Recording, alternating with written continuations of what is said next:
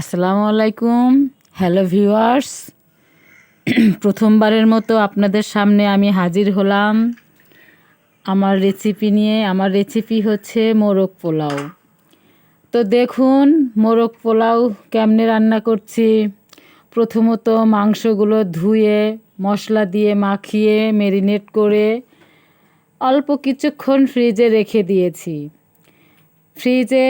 দিয়েছি। তারপর বের করলাম, বের করে কড়াইতে তেল দিয়ে তেলটা অনেক গরম করলাম, করে মাংসগুলো ভালোভাবে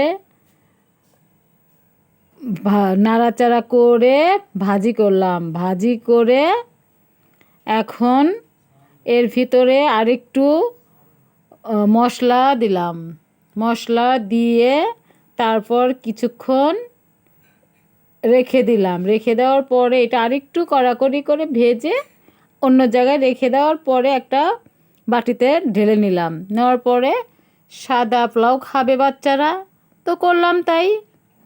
মোরগটা রেখে দিলাম, পোলাওটা করলাম, করে বাচ্চাদের পরিবেশন করলাম, করে খাওয়াইলাম।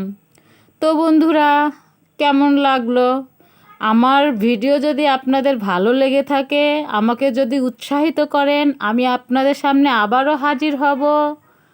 তো ভিউয়ার্স, আমার জন্য দোয়া করবেন, আমার ভিডিও দেখবেন। আল্লাহ হাফেজ, আসসালামু আলাইকুম।